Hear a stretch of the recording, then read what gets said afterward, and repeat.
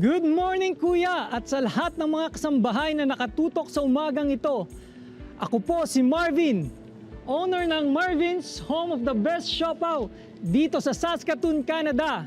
Ngayong umaga, ituturo ko sa inyo kung paano gumawa ng siopaw na patok dito sa Canada at maaaring maging patok din dyan sa Pilipinas. Tara, samahan niyo po ako.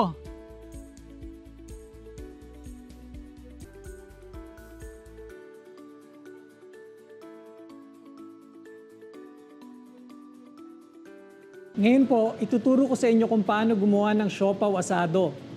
Una po, ito ang mga ingredients na kailangan. Butter, yeast and lukewarm water, all-purpose flour,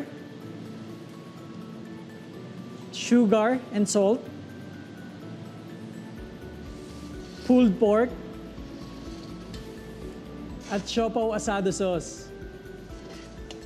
Ngayon po, ang mga equipment na gagamitin natin sa paggawa ng siopaw ay mixer, dough cutter, spatula, and weighing scale. Ngayon po, gagawa na po tayo ng dough ng siopaw. So paghalu-haluin lang po natin ang mga ingredients. Flour,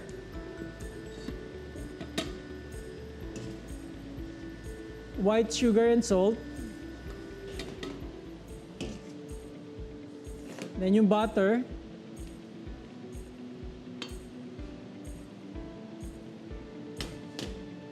and yung yeast and lukewarm water.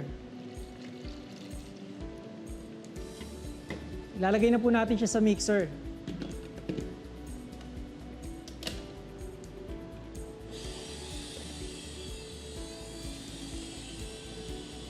So habang ginagawa po natin yan, pwede na po natin gawin yung palaman.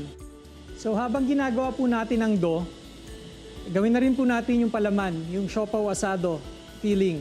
So ihalo lang po natin yung asado sauce dito sa pulled pork.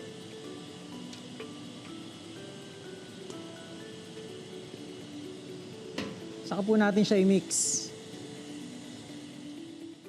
I think okay na po ang dough natin, pwede na natin siyang kunin.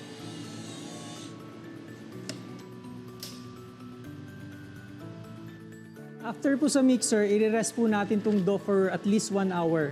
So, dyan lang po siya sa mixer. Then, lagyan po natin ng melted butter sa ibabaw para hindi dumikit.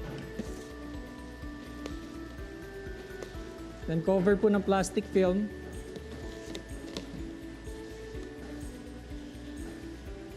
So, 1 hour po siya hanggang umalsa.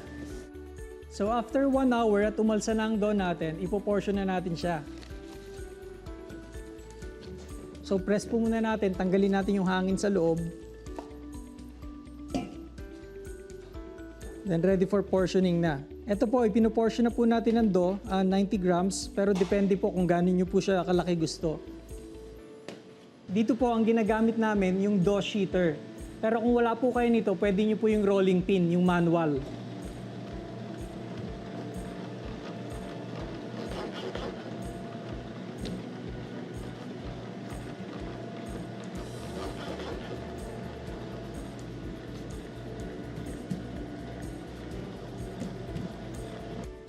Ngayon po, lalagyan na natin ng palaman yung dough.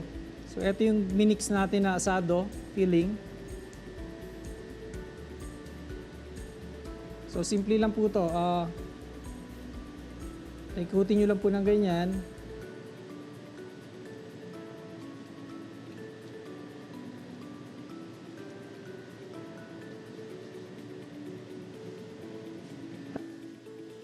Tapos lalagyan po natin siya ng underliner, yung kinat natin na wax paper.